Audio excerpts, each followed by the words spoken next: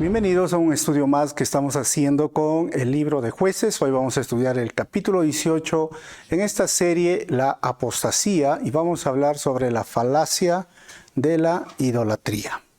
Me gustaría leer, vamos a tener un tiempito para leer Jueces 18, los primeros 2 versículos, y dice lo siguiente: En esos días Israel no tenía rey. Y la tribu de Dan buscaba un lugar donde establecerse porque aún no había entrado en el territorio que se le había asignado, cuando se hizo la división de la tierra entre las tribus de Israel. Así que los hombres de Dan escogieron dentro de sus clanes a 5 guerreros competentes de las ciudades de Sora y Estaol para que exploraran algún territorio donde la tribu pudiera establecerse. Cuando los guerreros, dice el texto, llegaron a la zona montañosa de Efraín, entraron a la casa de Micaya y allí pasaron la noche. Estando en la casa de Micaya, reconocieron el acento del joven levita, y así que se le acercaron y le preguntaron: ¿Quién te trajo aquí? ¿Qué haces en este lugar? ¿Por qué estás aquí? Y él les contó de su acuerdo con Micaya, quien lo había contratado como su sacerdote personal. Vamos a orar. Señor, quiero darte gracias en este momento por tu palabra y gracias por este tiempo tan especial que nos permites estudiar versículo por versículo. Háblanos, Señor, a través de este párrafo, de este capítulo, y usa mi vida para compartir tu palabra en esta hora. Pido esto en tu nombre, Jesús. Amén. Muy bien, bienvenida a las personas que se van conectando. Estamos estudiando Jueces capítulo 18 en esta serie La Apostasía. Hoy vamos a hablar sobre la falacia de la idolatría. Para entender un poco lo que estamos leyendo, recuerden que los libros históricos del Antiguo Testamento relatan 4 periodos del pueblo de Israel. Los primeros 5 libros que tienen que ver con la ley, Génesis, Éxodo, Levítico, Números, Deuteronomio, el periodo que nos cuenta es la formación de una nación. Justo Deuteronomio nos deja cuando Dios da las leyes, ha liberado al pueblo de Israel de 430 años de esclavitud, y eso hace que el siguiente, que son Jueces, Josué, Jueces y Ruth, sea la etapa o el periodo de la premonarquía, donde prevalece la conquista y a la vez el caos. Por eso hemos estudiado Josué. Nos quedan 3 capítulos para terminar Jueces y luego terminaremos Ruth. Y la otra etapa o periodo de la historia de Israel es la monarquía. Primera y segunda de Samuel, primera y segunda de Reyes y primera y segunda de Crónicas nos hablan de esta etapa, de este periodo del Reino Unido y el Reino dividido. Todo eso ya está grabado versículo por versículo. Y la otra etapa de la historia, recuerden, no estamos estudiando los profetas, sino se llama la posmonarquía. Y esta posmonarquía nos habla del exilio y luego de la restauración. Así que eso es lo que nosotros estamos estudiando y nos estamos refiriendo acá. Conquista y caos, y el caos que viene, porque recuerden que en el capítulo anterior, 18, Micaya, que acabamos de leer, se hace una imagen, se hace un ídolo. Y a esto también se le llamaba terafines, que eran ídolos domésticos. Ya sea un becerro, ya sea una estatua de Baal, pero también se hizo un efod, ¿recuerdan? Y se contrató a un sacerdote, un levita. Y es más, instituyó un nuevo culto de adoración. Y todo eso lo hemos visto en el capítulo anterior. Entonces, antes de ver nuestro bosquejo, hemos hablado... si tú estás siguiendo estos estudios, hemos tenido el tiempo de ver cómo después de Josué, o sea, porque estos Jueces hemos visto ahí en el panorama que he mostrado de estos libros históricos, conquista la tierra, pero deja que todavía algunos pueblos o lugares sean conquistados. Ahora, 2 cositas más. Uno, que este capítulo 17 y 18 no está cronológicamente después del 16. Si bien es cierto, en el libro está después del 16, obviamente, 17 y 18, pero los acontecimientos de aquí estarían cronológicamente ubicados en el capítulo 1 del libro de Jueces. Otra de las cosas que hay que entender es que este caos el autor lo ha puesto en dos partes. Primero la etapa de los jueces, 13 jueces, 14 si algunos dicen Débora. Entonces, ahora viene no solamente el caos, o mejor dicho, lo peor de lo peor. Si ya estaban mal el pueblo de Israel, estos capítulos, tanto el 17 como el 18, nos muestran lo peor, pero todavía no viene lo peor. El próximo capítulo van a ver, esto es ya desastroso y viene lo horrible. Pero, ¿cómo es que el pueblo de Dios puede caer en eso? Miren, el tema es que poco a poco, sin darse cuenta, van cayendo en la trampa. Yo recuerdo mucho la historia de un profesor, decía, si tú quieres hacer un caldo de rana, mete a la rana en una olla y prende así un agua fría y prende la hornilla y empieza a sentirse un poquito de calor y la rana va a estar feliz, nadando, pero en el momento menos esperado, la rana se va a dar cuenta que el agua está muy caliente y no va a poder salir de ahí. Y esto es justamente lo que estaba sucediendo, ¿no? O sea, sin darse cuenta, una tibieza espiritual, sin darse cuenta, una flexibilidad, entre comillas, o un tipo de tolerancia que permisiva, negativa, ideológica, religiosa, entra en Israel y todo empieza a distorsionarse. ¿Por qué? Porque Micaya instituye un nuevo culto religioso, eso lo llama sincretismo, basado en la idolatría, y se contrata un sacerdote. Y ahora no solamente es Micaya, es decir, una familia, va a caer toda una tribu. Por eso vamos a ver nuestro bosquejo, la idolatría de la tribu de Dan. Así que del versículo 1 al 2 vamos a ver la idolatría de la tribu de Dan comienza a no establecerse en su territorio. Y del 3 al 6, la idolatría de la tribu de Dan al conocer la falsa religión de Micaya. Y luego vamos a ver del 7 al 13, la idolatría de la tribu de Dan se consolida al obedecer al levita. Del 14 al 26, la idolatría de la tribu de Dan se apodera del sistema religioso de Micaya. Y del 27 al 31 terminaremos la idolatría de la tribu de Dan se establece en su nuevo territorio conquistado. Empezamos con la primera división de este capítulo, del 1 al 2. Y si tú puedes ver, vas a leer este título de la división que ya acabo de leer en el bosquejo. Versículo 1 dice, en esos días, Israel no tenía rey, y la tribu de Dan buscaba un lugar donde establecerse, porque aún no había entrado en el territorio que se le había asignado cuando se hizo la división de la tierra entre las tribus de Israel. Así que ahora, este es un mapa de la división que ya hemos estudiado con Josué.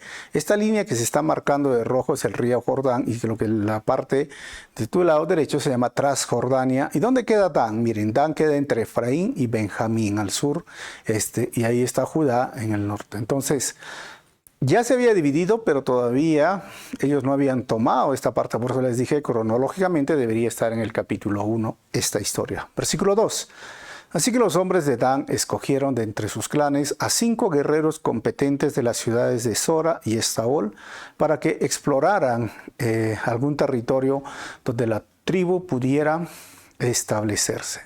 Cuando los guerreros llegaron a la zona montañosa de Efraín, entraron en la casa de Micaya, que hemos estudiado el capítulo 17. Y si quieres conocer más sobre Micaya, solo estudia, ahí está grabado en el YouTube, pones Jueces 17, Calvary Chapel Arequipa, ahí te sale. Y allí dice, pasaron la noche, ¿ok?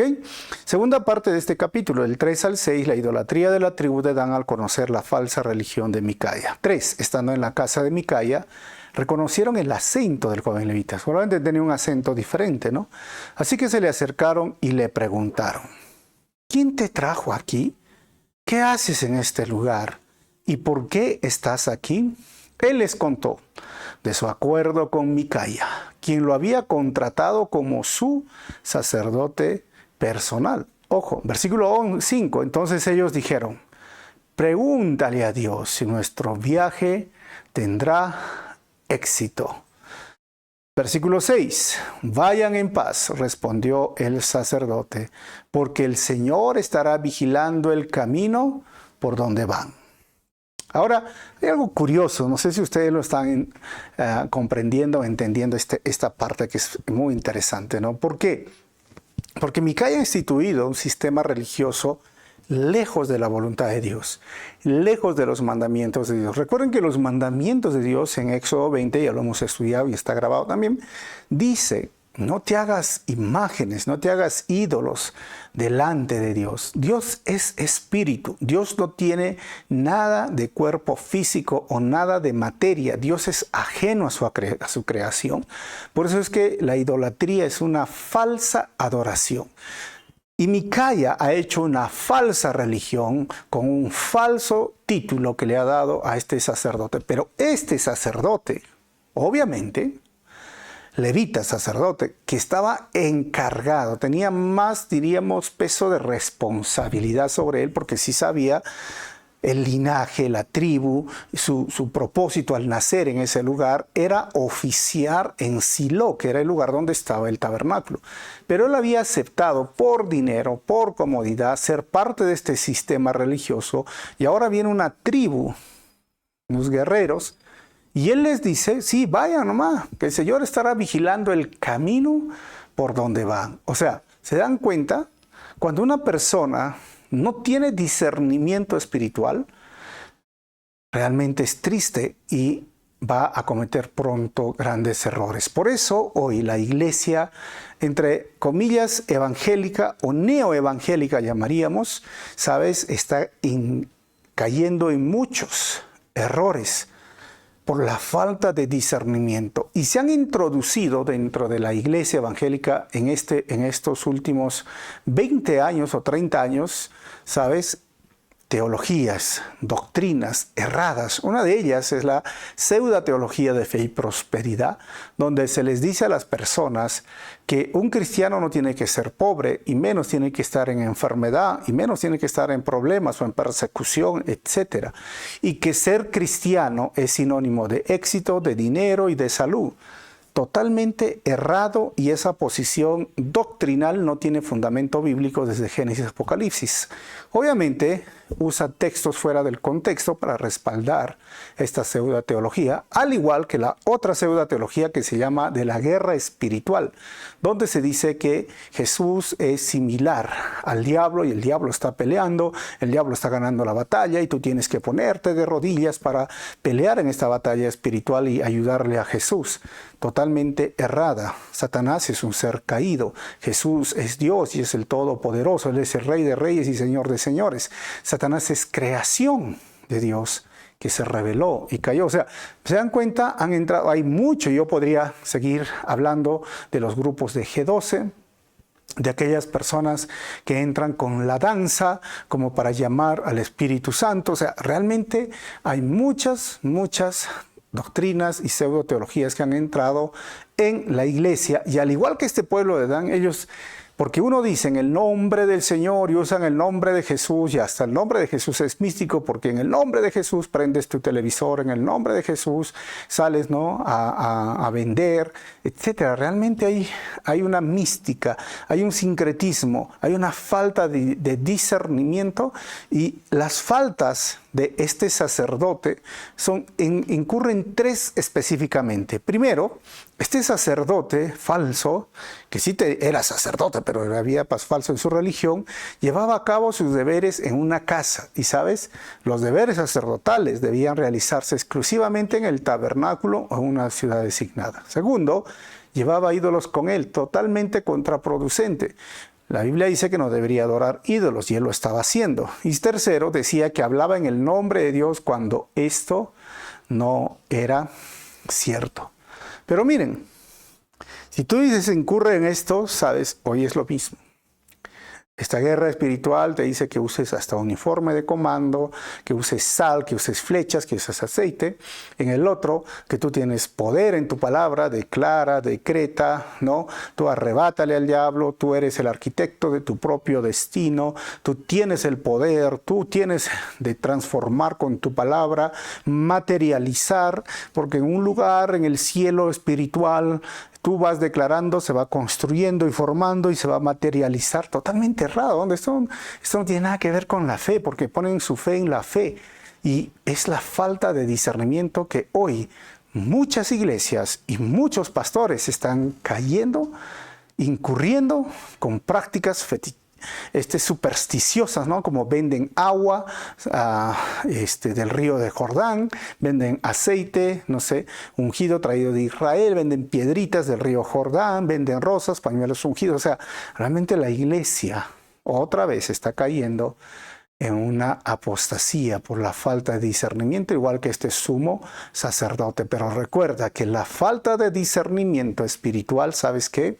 Lleva hoy día al sincretismo y espiritualismo religioso dentro de la iglesia evangélica, tristemente. Por eso hay que seguir estudiando la Biblia y ver qué nos dice. Por eso me gusta estudiar versículo por versículo para tener un completo conocimiento de toda la doctrina. Ahora, del 7 al 13, la idolatría de la tribu de Dan se consolida al obedecer al levita. Miren, así que los 5 hombres siguieron hasta la ciudad de Lais, donde vieron que los habitantes llevaban una vida despreocupada, y lo he remarcado, despreocupada.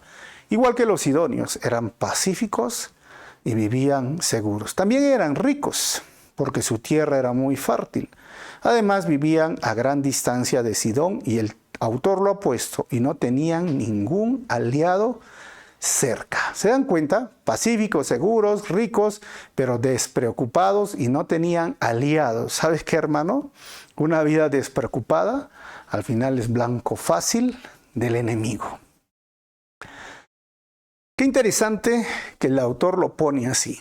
Despreocupada, relajada, negligente. Cuidado, hermanos, ¿no? Porque miren, el enemigo, ellos no se daban cuenta de estos hombres de Dan y van a ver lo que va a suceder. Pero el enemigo es así. Dice Pedro que Satanás o el diablo está como león rugiente buscando a quien devorar. ¿Y a quién creen que va a devorar? Al despreocupado. Sí tiene dinero, sí, quizás le va bien en la vida, no, pero paciente, tranquilo, despreocupado. Despreocupado. ¿Y qué significa eso? Negligente. No tiene una vida devocional, no tiene una vida de testimonio, de predicar el evangelio, no tiene una vida de servicio, no sirve en la iglesia, no se involucra en la obra de Dios. Al final, él está contento con su fe, supuestamente fe, y vamos a ver qué va a suceder. Dice el versículo 8, cuando los hombres regresaron a Sora y Estaol, sus parientes le preguntaron, ¿qué encontraron? 9. Los hombres le contestaron, vamos, ataquémosle, hemos visto la tierra y es muy, muy buena. ¿Qué esperan? No duden en ir y tomar posesión de ella. 10. Cuando lleguen, verán que los habitantes llevan una vida despreocupada, negligente, ¿no? Dios, usan el nombre de Dios, ¿eh? Dios nos ha dado un territorio, espacioso y fértil que no carece de nada. Entonces 600 hombres de la tribu de Dan salieron de Sora y de Estaol armados para la guerra. 12 acamparon en un lugar situado al occidente de Kiriat Jearim en Judá, y por eso hasta el día de hoy se llama Magnedán, que significa el campamento de Dan. Ahí se ubicaron cerca a esta ciudad. Versículo 13, desde allí siguieron hasta la zona montañosa de Efraín y llegaron a la casa de Micaya. Antes de continuar con la cuarta parte, miren, no sé si están dando cuenta hasta ahora como el relato del autor, este sacerdote levita, falso en su religión, una religión inventada por Micaya y aceptada por él, contradiciendo los mandamientos de Dios, la forma de adoración, el decálogo, que los 10 mandamientos, y ellos no tienen discernimiento de los de la tribu de Dan, aceptan lo que este sacerdote dice, no, el Señor va con ustedes, y ahora usan el nombre de Dios y dicen, Dios nos los ha dado. No, Dios les ha dado a ellos la tribu del territorio de Dan, solo que no lo conquistaron, están yendo a otro pueblo. O sea, es por eso que les digo, si tú preguntas a estas personas que están sumergidas en estas pseudo teologías, fe y prosperidad, guerra espiritual, de los G12, ¿y por qué los G12? Porque ellos dicen que tienen que experimentar los encuentros, los preencuentros, los encuentros y los postencuentros. ¿Qué significa? Que tienen que pasar una serie de situaciones como a veces hasta la regresión, confesión positiva, liberación de demonios, para experimentar recién la salvación y la regeneración. ¿Dónde han visto eso en el libro de Hechos? Que los apóstoles iban a un encuentro, o que los apóstoles oraban declarando, decretando, o que los apóstoles estaban ahí guerreando día y noche contra Satanás, con uniformes de comando, o sea, realmente han distorsionado y usan el nombre de Dios y tienen en su lengua el nombre de Dios, igual que estos hombres, pero están totalmente errados y equivocados. Y no porque usen el nombre de Dios son verdad o son realmente de parte de Dios. Y tengamos mucho cuidado, ¿no? Porque por ahí se levantan muchos profetas y dicen otra vez, ¿no? Este ministerio pseudoteología apostólica, profética, el Señor dice, ¿no? Este año tú vas a tener una suegra, le dicen a los solteros, ¿no? Este año Dios te dará una suegra. O sea, usan el nombre de Dios. Y sabes, esto no es broma, porque un buen amigo mío estaba comprometido con su novia y vino un profeta, y ellos eran de esta iglesia, así de profetas y apóstoles, y el profeta le dijo a la señorita: todavía no has conocido a tu futuro esposo y el Señor te dice que este año conocerás a tu esposo. Y ella dice: entonces, si no he conocido a mi esposo, mi novio o el novio con el que tengo no es mi esposo, porque si no yo lo hubiera conocido, entonces él no es. Y al final, ¿sabes qué? Terminó la relación. Porque el pseudo profeta de parte de Dios, en el nombre del Señor, le dijo una falsa profecía. Recuerda que ese ministerio de ese tipo de profecías hoy no están vigentes y hoy no son para estos propósitos.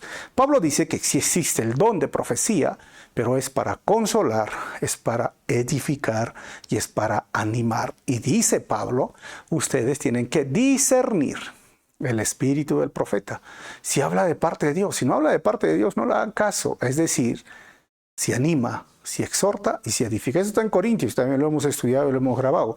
Pero miren, no tenían discernimiento, yo hablaba en el nombre de Dios. Ahora, versículo 14 al 26, la idolatría de la tribu de Dan se apodera del sistema religioso de Micaya. ¿Qué pasó? Versículo 14, los 5 hombres que habían explorado la tierra alrededor de Ley les explicaron a los demás: en una de estas casas hay un efod sagrado, algunos ídolos de familia, dijeron, y una imagen tallada y un ídolo fundido. Y lo he remarcado, ¿no? Imagen, efod y un ídolo. ¿Qué les parece que deberían hacer? Hace la pregunta. El efod era un tipo de chaleco, era el pectoral. Lo usaba en el pecho el sumo sacerdote y ellos lo habían fabricado. Ahora, 15. Entonces los 5 hombres se desviaron del camino y fueron hasta la casa de Micaya, donde vivía el joven levita, y los saludaron amablemente. O sea, se habían construido casi la misma vestimenta del sumo sacerdote. Ahí está el efod, si lo puedes ver, que era con 12 piedras que representaba las 12 tribus de Israel. Solo debería usarlo el sumo sacerdote, pero ellos lo tenían. Ahora, 18. Cuando el sumo sacerdote vio que los hombres, o mejor dicho, cuando el sacerdote, no sumo sacerdote, sino el sacerdote, vio que los hombres se llevaban todos los objetos sagrados del santuario de Micaya, les dijo: ¿qué hacen? Ojo, estos ídolos podían ser el tipo de estatuas que se han encontrado en el tiempo antiguo de Baal. 19 dice: cállate y ven con nosotros, le dijeron. Sé un padre y sacerdote para todos nosotros. Miren, sale una nueva oferta.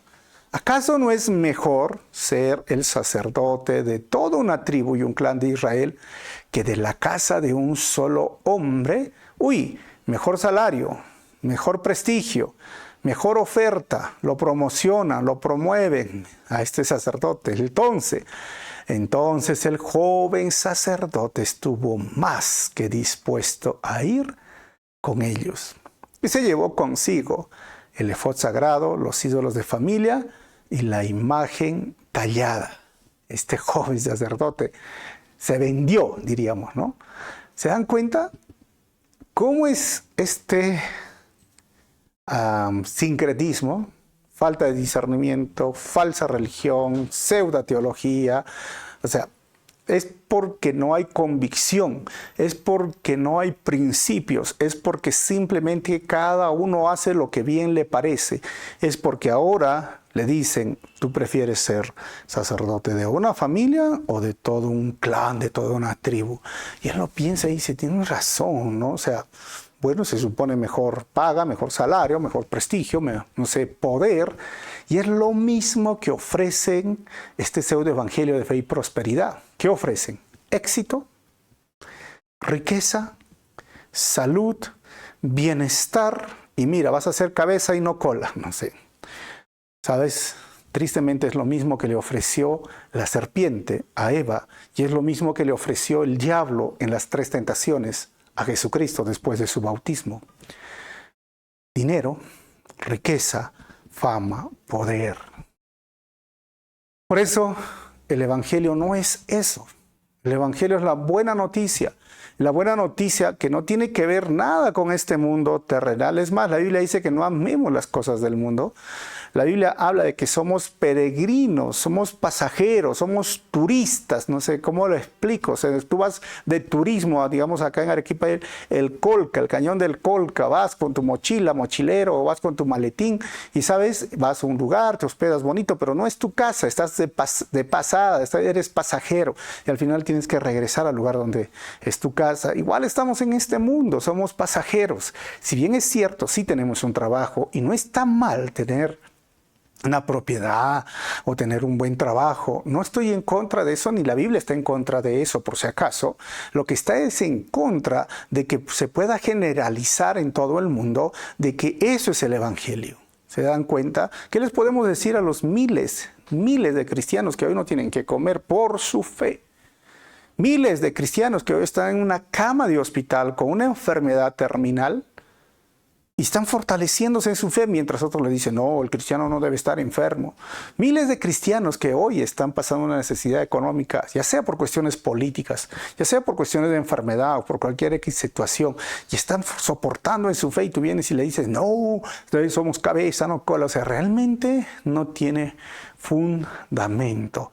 Y sabes lo que hizo este hombre, es lo que muchas hoy siervos han caído, que quien sirve a Dios por dinero es capaz de servir al diablo por más dinero. Es esto lo que ha hecho, mira. Él es un sacerdote. Él sabía que solamente se hacía sacrificios. Ellos estaban discipulados o capacitados para hacer sacrificios o llevarlos a Jehová, llevarlos al Padre, llevarlos a Dios, pero empezó a adorar ídolos por dinero. Y ahora, por más dinero, se va con la tribu de Dan, dispuesto a ir. Y esto es triste, porque hoy muchos consiervos, amigos que conozco, personas que he escuchado su nombre, han caído en esta pseudo teología de fe y prosperidad. Y que quieren ser ricos, que quieren ser millonarios. Y usan la iglesia, el evangelio, para sus propósitos de ser ricos. ¿Sabes? Quien sirve a Dios por dinero es capaz de servir al diablo por más dinero. Esto es lo que vemos en este levita. Ahora el 21. El grupo dio la vuelta y siguió su viaje con sus hijos, el ganado y las posiciones al frente. Cuando los de la tribu de Dan estaban ya bastante lejos de la casa de Micaya, los vecinos de Micaya salieron a perseguirlos. 23. Estaban gritando cuando los alcanzaron. Entonces los hombres de Dan se dieron vuelta y le dijeron a Micaya, ¿qué te pasa? ¿Por qué has reunido a estos hombres y nos persigues de esta forma? O sea, ¿qué es lo que quieres, no? Obviamente eran los ídolos y el sacerdote de Micaya. 24. ¿Cómo me preguntan qué te pasa? Contestó Micaya. Ustedes se han llevado, miren, todos los dioses que yo hice y mi sacerdote.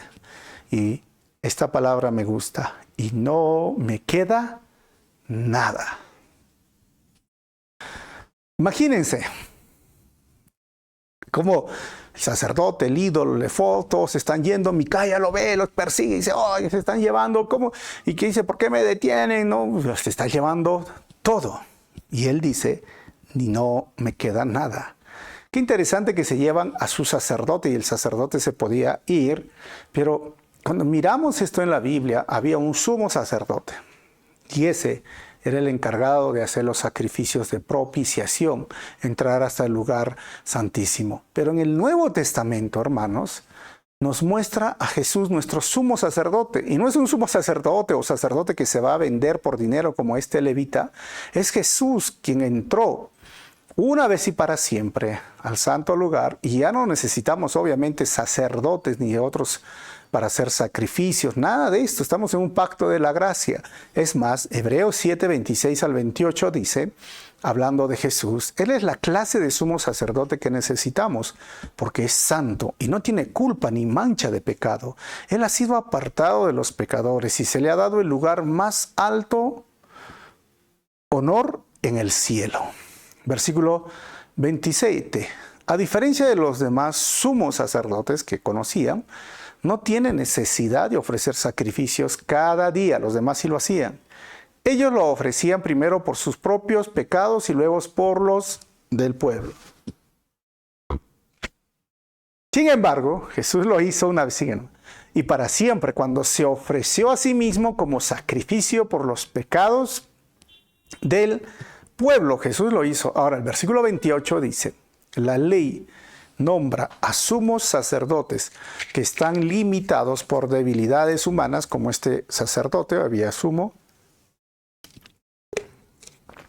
Pero después de que la ley fue entregada, Dios nombró a su Hijo mediante un juramento, y su Hijo ha sido hecho el perfecto sumo sacerdote para siempre. O sea, Jesús no es un hombre.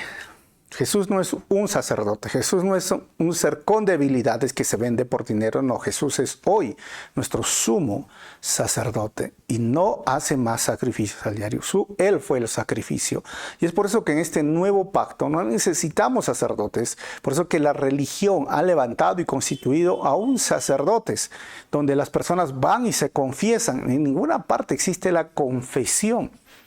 No existe, solo hay que confesar nuestros pecados a Jesús, a Dios, en espíritu y en verdad. Lo hacemos a través de la oración, no a través de un confesatorio. ¿Se dan cuenta hoy cómo se ha instituido de nuevo un nuevo sistema religioso cuando ya no es necesario? Porque Él es el que intercede por nosotros. Jesús es nuestro sumo sacerdote. Él ha sido nombrado aquel que intercede por ti y por mí ante el Padre. Por eso solamente en Él hay salvación. Pero este sacerdote se fue. Y lo curioso es del texto 24, que dice, la segunda parte, ustedes se han llevado todos los dioses, dice Micaía, ¿no? Que yo hice en mi sacerdote y no me queda nada. Justo esto es la falacia de la idolatría, ¿no? Si tú miras, un ídolo, cuando se cae, se rompe o se echa a perder, y sabes, las personas dicen, no me queda nada. ¿Sabes, hermano? Tienes que entender esto. Si tu Dios es un ídolo, una imagen, una pareja o el dinero, cuando ya no lo tengas, no te quedará nada. La idolatría es y siempre será vacía. ¿Qué vida vacía de Micaía? Dice, te has llevado el efod, te has llevado el ídolo, el sacerdote y no me queda nada. Eso hace la religión. Eso hace la idolatría. O sea, los convierte en el objeto de la fe y la adoración al ídolo. Pero Jesús no es el objeto de su adoración. Es un ídolo, es una imagen. Cuando Jesús sea el objeto de tu adoración, Jesucristo basta. Jesucristo es suficiente.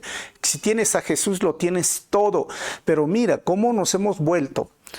Tío, nos hemos vuelto porque a veces, sin creerlo, sin pensarlo, y así como les decía, disimuladamente como la rana que entra a esa agua y poco a poco se va calentando en la estufa, ¿no? en el fuego y luego queda prisionero, muchos hoy han hecho del dinero su ídolo, de su trabajo su ídolo, de su pareja su ídolo, porque han dejado a Dios por su pareja, porque han dejado a Dios por su dinero, porque han dejado a Dios por su trabajo, aún por su éxito personal, ya sea un ídolo o una imagen. Mira, ¿cómo es que si tú dices, yo simplemente trabajo y no es mi ídolo? A ver, si tú lo pierdes todo, Si tú ya no tienes ese trabajo, si tú ya no tienes esa pareja, si tú ya no tienes esa posición económica, ¿seguirías amando a Jesús, sirviendo a Jesús, siguiéndolo a Jesús? Ponte a pensar en eso. Si tu respuesta es sí, yo lo hago, amén. Jesús es todo para ti. Pero si tú te sientes vacío cuando no tienes dinero, si tú te sientes vacío cuando no está tu pareja contigo, si tú te sientes vacío cuando, mira, no está, el ídolo se rompió, la imagen no la encuentro para tocarla y que me dé la bendición, eso es lo que hace la idolatría. Es y siempre será vacía. Y recuerda que el único que puede llenar el vacío en lo más profundo de nuestro corazón, porque así nos ha creado Dios con un vacío, es Él, es su presencia, es el Espíritu Santo, no un ídolo, no una imagen, no el dinero, no una pareja, nada de eso. Ahora, como se sentía vacío este hombre, Micaía, dice el versículo 25, los hombres de Dan le dijeron, ten cuidado con lo que dices, porque aquí hay unos hombres de mal genio que podrían enojarse y matarte a ti y a tu familia. 26. Así que los hombres de Dan siguieron su camino, donde Micaía cuando Micaía vio que eran demasiados para atacarlos, dio la vuelta y regresó a su casa. Miren, los ídolos necesitan ser protegidos. ¿De qué? De los golpes. Hace 5 años, ahí en Lima, en la avenida Tacna, el templo de Santa Rosa, unos escolares lo visitaron, se apoyaron para tomarse la foto y ¿saben qué? Lo hicieron caer y se destrozó por completo. O sea, se supone que la imagen es que los cuide y los protege, pero necesitaban cuidarlo o protegerlo, como muchas de las otras imágenes que en procesiones se han caído, porque tienen pies pero no pueden caminar, y tienen manos y no pueden agarrar, y tienen ojos y no pueden ver, como dijo el profeta. Más bien necesitan protección. Micaía tenía que proteger a su ídolo, tenía que proteger al sacerdote. Y ¿sabes qué, hermano? Tenía que proteger hasta el efod. Y esa es la ironía de la idolatría. ¿Qué es? La ironía de la idolatría es pedir por protección sobrenatural al ídolo o imagen, cuando en realidad el ídolo necesita ser protegido de caídas o robos. ¿Se dan cuenta? Es como si yo tuviera mi ídolo y voy a poner mi ídolo acá. Me compro mi ídolo, voy al mercado, le pongo una vela, lo pongo para adorar y le digo, cuídame de la casa, que no permitas que entren los ladrones, ¿no? ¿Sabes? Cuídame en el viaje, cuídame, no sé, cuando vaya a tal sitio. Y le piden protección de forma sobrenatural. Pero puede ser que entre el ladrón y se lleve el ídolo, porque es de plata o de oro. O sea, ¿quién necesita protección? Por eso te digo, esto es la ironía de la idolatría. El ídolo, la imagen, necesita protección del ser humano, pero el ser humano le confía su vida y le pide sobrenaturalmente protección. Esa es la ironía de la idolatría, y Micaía lo ve. Vamos a terminar, 27 al 31. De la idolatría de la tribu de Dan se establece en su nuevo territorio conquistado. Dice, luego los hombres de Dan con los ídolos de Micaía y su sacerdote, ojo, llegaron a la ciudad de Lais, donde los habitantes eran pacíficos y vivían seguros. Entonces los atacaron con espadas y quemaron la ciudad hasta reducirla a cenizas. Bien, hermanos, entraron porque estaban despreocupados, confiados, quemaron la ciudad, conquistaron esta ciudad. 28. No hubo quien rescatara a los habitantes porque vivían a gran distancia de Sidón y no tenían aliados cerca. Esto sucedió en el valle cerca de Bet Rehob. Después la gente de la tribu de Dan reconstruyó la ciudad para vivir allí. Empezaron a reconstruir y empezaron a tener ahora una nueva ciudad. 29. Y lo cambiaron el nombre y se lo llamaron Dan en honor a su antepasado, el hijo de Israel. Y aunque originalmente la ciudad se llamaba Lais. 30. Luego colocaron la imagen tallada y nombraron como sacerdote a Jonatán, hijo de Gerson, hijo de Moisés. Y los miembros de esta familia continuaron siendo sacerdotes para la tribu de Dan hasta el tiempo del destierro. Estamos hablando de Babilonia. Nombraron a Jonatán, nombraron su sacerdote y ahí se instituye la idolatría. Versículo 31, así que la tribu de Dan rindió culto a la imagen tallada de Micaya todo el tiempo que el tabernáculo de Dios permaneció en Silo. Miren que el autor lo pone. En un lugar estaba el tabernáculo y ellos rindieron culto a una imagen tallada. Así que según ellos lo adoraban a Dios, por si acaso. Pero se olvidaron lo que dice Éxodo 20, versículo 1 al 6. Lo vamos a volver a leer para recordar. Luego Dios le dio al pueblo las siguientes instrucciones cuando salieron de Egipto. Les dijo, versículo 2.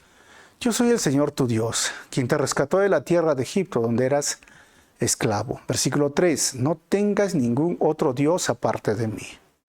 Miren lo que les dice el primer mandamiento, versículo 4. No te hagas ninguna clase de ídolo. ¿Qué hicieron ellos? Ídolo, efod, ni imagen de ninguna cosa que está en los cielos, que sería un ave, el sol, no sé, la luna, en la tierra, una mujer, un hombre, una persona, un animal, o en el mar, ya sean los animales, las plantas, los árboles, ninguno. Dice 5, no te inclines ante ellos ni les rinda culto, porque dicen, no, yo no soy idólatra, yo solo venero, pero te arrodillas, no te inclines. Lo hacen, en todas las iglesias se veneran y se arrodillan, no te inclines, porque yo, dice el Señor tu Dios, soy Dios celoso, quien no tolerará que entregues tu corazón a otros dioses. Extiendo los pecados. Miren que Dios llama a la idolatría pecado. Los pecados de los padres sobre sus hijos. Toda la familia de los que me rechazan queda afectada, hasta los hijos de la tercera y la cuarta generación. Pero derramo, dice, amor inagotable por 1000 generaciones sobre los que me aman y obedecen mis mandamientos. ¿Sabes qué, hermano, hermana, amigo que estás escuchando? La adoración a las imágenes talladas quebranta el primer mandamiento del decálogo. Asimismo es pecado y es una ofensa directa a Dios. Este capítulo nos ha enseñado varias cosas y vamos a terminar con 4 conclusiones. Primero, la apostasía comienza con la falta de discernimiento espiritual del pueblo de Dios y las creencias supersticiosas del pueblo de Dios. Cuídense de esa pseudoteología de fe y prosperidad, de guerra espiritual, de G12, etc. Sincretismo y espiritualismo siempre van de la mano. Número 2, hemos visto. La apostasía comienza cuando los siervos de Dios sirven al dinero y luego serán capaces de servir al mismo diablo por más dinero. Y número 3. Un ídolo o una imagen nunca llenará el vacío en el corazón del ser humano porque solo la presencia del verdadero Dios puede hacerlo. Y número 4. Adorar o venerar una imagen o un ídolo es pecado. Así como lo escuchas, es pecado. No lo digo yo, ahí está en Éxodo capítulo 20, versículo 4. O sea, es pecado. Es prostitución espiritual, lo llama en otra parte el profeta.